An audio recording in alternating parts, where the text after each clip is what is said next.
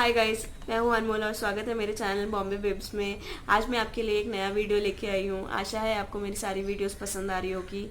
मेरा नया वीडियो है टैक्स बेनिफिट्स पे। ये बहुत ही रिक्वेस्टेड वीडियो था। इसमें मैं आपको दिखाऊंगी कि गवर्नमेंट ने क्या क्या नई नई पॉलिसीज़ ली है और इसके बेसिस पे हम अपना टैक्स कैसे कैलकुलेट कर सकते हैं। तो वीडियो के एंड तक मेरे साथ बने रहें। गाइस, मैंने टैक्स बेनिफिट्स को दो पार्ट्स में डिवाइड किया है। फर्स्ट पार्ट ये है कि हम गवर्नमेंट पॉलिसीज़, जो नए नए पॉलिसीज़ आए हैं वो क्या क्या है और हम अपना टैक्स कैसे कैलकुलेट कर सकते हैं। और दूसरा पार्ट है कि हम लोग जो इन्वेस्टमेंट ऑप्शंस है वो हमारे पास कौन कौन से हैं। तो बेस्ट 10 इन्वेस्टमेंट ऑप्शंस मैं आपके लिए लेके आऊँगी, जो मेरे नेक्स्ट वीडियो में आएगा, जो है अगले हफ्ते।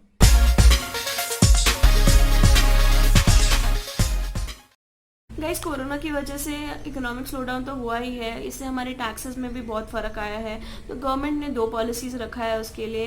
एक है न्यू टैक्स रेजिम और ओल्ड टैक्स रेजिम। तो देखते हैं ये क्या है। गाइज, आते हैं ओल्ड टैक्स रेजिम पे। ओल्ड टैक्स रेजिम जैसे पहले हम लोग का जैसे टैक्स कटता था, जितनी सैलरी पे टैक्स लस वैसे की वैसे ही है। और हम लोग को जो एग्जेम्पशंस और डिडक्शंस मिलते हैं, अगर हम कोई इन्वेस्टमेंट करते हैं तो वो सब सेम टू सेम है। तो हम अप्लाई कर सकते हैं ओल्ड टैक्स रेजिम के लिए भी।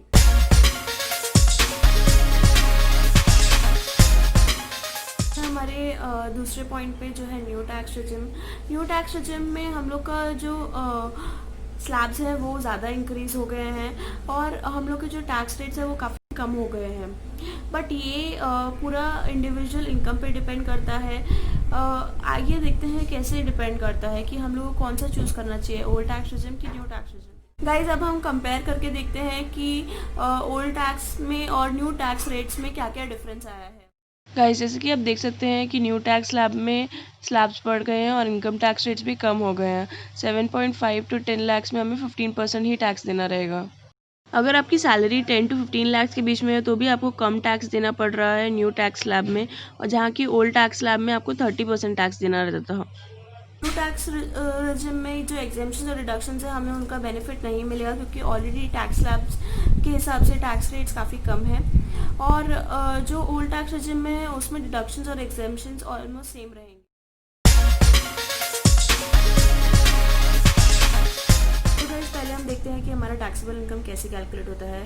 हमारा टैक्सेबल इनकम कैलकुलेट करने के लिए हमें पहले डिडक्शंस और एग्जेम्पशंस चेक करने रहते हैं कि हमारा क्या क्या डिडक्ट हो रहा है और क्या क्या एग्जेम्पशंस हो रहे हैं। तो उससे जो हमारा ग्रॉस सैलरी है हम उसको अगर सब्ट्रैक्ट करेंगे तो हमारा टैक्सेबल इनकम मिल जाएगा। सो ग्रॉस सैलरी माइनस जो हमारा एग्जेम्पशंस और डिडक्शंस हो रहा है, तो उससे हमें टैक्सेबल इनकम मिलता है।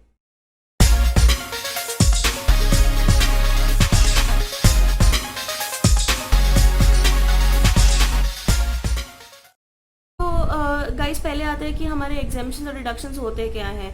एग्जेम्पशंस वो होते हैं, सपोज हम लोग ने HRA क्लेम किया, जैसे कि हाउस रेंट अलाउंसेस हो गया। अगर हम हाउस रेंट पे रह रहे हैं तो हम जो हाउस रेंट अलाउंसेस क्लेम करते हैं और जिससे हमें टैक्स बेनिफिट्स मिलते हैं, जैसे फूड बिल्स हो गया और एजुकेशन हो गया, मेडिकल अलाउंसेस हो गया, वो सब हमारे होते हैं एग्जेम्पशंस। और डिडक्शंस वो होते हैं, सपोज जो हम हमारी सैलरी में हम लोग जब EPF कंट्रीब्यूट करते हैं तो उसके बेसिस पे हम लोग को टैक्स डिडक्शंस मिलते हैं, तो वो हो गया हमारा डिडक्शंस।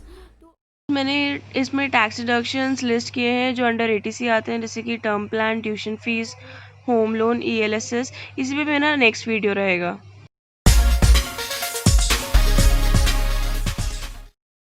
टैक्स कैलकुलेट करने के लिए हम लोग को सबसे पहले हमारे जितने भी एग्जेम्पशंस और डिडक्शंस है वो हम कैलकुलेट करने पड़ेंगे, और हम लोग कितना अवेल कर रहे हैं उसमें से और हमें कितना टैक्स की वजह से बच रहा है, तो हमें वो कैलकुलेट करना पड़ेगा।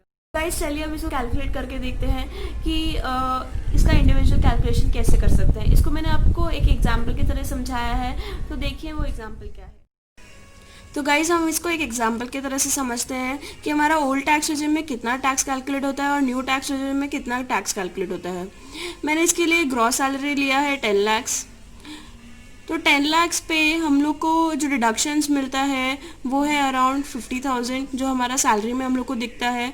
और एग्जेम्पशंस जो हम टैक्स क्लेम करते हैं, सपोज हो गया हाउस रेंट अलाउंसेस या फिर मेडिकल अलाउंसेस या फिर टर्म प्लान, जो हम एग्जेम्पशंस में क्लेम करते हैं, तो वो अराउंड हम लोग 1,50,000 तक क्लेम कर सकते हैं।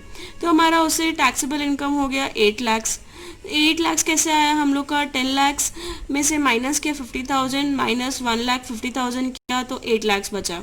अभी हम देखते हैं कि 8 लाख पे हमारा टैक्स कैसे कैलकुलेट होगा। तो 8 लाख में से 2.5 लाख पे हम लोग को कोई टैक्स नहीं पे करना रहता है। 2.5 से 5 लाख पे हम लोग को 5% टैक्स लगता है। तो 5 माइनस 2.5 लाख हो गया 2.5 लाख, और उस पर हम लोग का 5% इंटरेस्ट जो आया तो उससे होता है हमारा 12,500। अभी बचा हुआ हमारा अमाउंट हो गया 5 लाख टू 8 लाख। उस पर हम लोग को जो टैक्स लगता है वो है 20% का टैक्स। अभी इसमें 8 माइनस 5 करेंगे तो 3 लाख होता है, और 3 लाख पे 20% हो गया हमारा 60,000। टोटल हमारा वैल्यू हो गया 72,500, और 4% सेस और मिला देंगे तो टोटल हमारा जो हमें टैक्स पे करना रहता है वो है 75,400। तो 10 लाख की इनकम पे हम लोग को 75,400 टैक्स पे करना पड़ेगा। अभी आते हैं हमारे न्यू टैक्स रिजिम में। न्यू टैक्स रिजिम में भी मैंने सेम ही एग्जांपल लिया है, उसमें ग्रॉस सैलरी लिया है 10 लाख।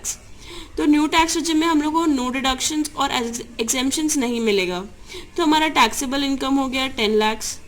अभी हमारा देखते हैं 10 लाख पे हमें कितना टैक्स पे करना पड़ेगा। लेस देन 2.5 लाख पे हम लोग को कोई टैक्स नहीं पे करना है।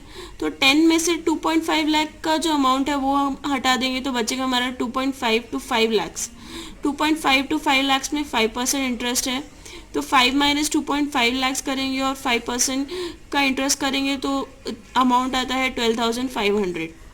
अभी आते हैं 5 लाख टू 7.5 लाख का जो हमारा सैलरी है उसमें से 7.5 माइनस 5 करेंगे और उस पर 10% का टैक्स लगाते हैं तो हम लोग को आता है अमाउंट 25,000। अभी 7.5 लाख से 10 लाख तक हम लोग को 15% इंटरेस्ट देना है, तो उसका अमाउंट हमारा आएगा 37,500। तो टोटल हमारा अमाउंट आता है 75,000। 4% सेस के हिसाब से हमारा अमाउंट आ रहा है 78,000। तो फ्रेंड्स देखिए, हम लोग का जो अमाउंट है वो न्यू टैक्स रिजिम में ज़्यादा आ रहा है और ओल्ड टैक्स रिजिम में कम आ रहा है। तो इसी हिसाब से हम लोग को अपना सैलरी कैलकुलेट करना पड़ेगा और चेक करना पड़ेगा कि कौन सा बेटर है, ओल्ड टैक्स रिजिम या new tax regime. Guys, end of the video में मैं यही बोलना चाहूँगी कि आप अपने जो टैक्सेस हैं उसमें से जितना आप एग्जेम्पशंस हो रहा है और जितना डिडक्शंस हो रहा है आप उसको कैलकुलेट कीजिए। अगर आप कम डिडक्शंस और कम एग्जेम्पशंस कर रहे हैं और आप ज़्यादा इन्वेस्टमेंट नहीं कर रहे हैं तो आपके लिए न्यू टैक्स रिजिम बेटर रहेगा। और अगर आप ये सब कर रहे हैं, अगर आप सारे इन्वेस्टमेंट्स कर रहे हैं और सारी डिडक्शंस और एग्जेम्पशंस अवेल कर रहे हैं तो आपके लिए ओल्ड टैक्स रिजिम बेटर रहेगा। गाइस, आशा है आपको मेरी वीडियो पसंद आई होगी और आपको बहुत सारी इन्फॉर्मेशन मिली होगी। अगर आपको वीडियो पसंद आए तो प्लीज़ इसको लाइक शेयर और सब्सक्राइब कीजिए। आप प्लीज़ मेरा नेक्स्ट वीडियो देखना मत भूलिएगा जो है बेस्ट इन्वेस्टमेंट ऑप्शंस पे टैक्स रिलेटेड।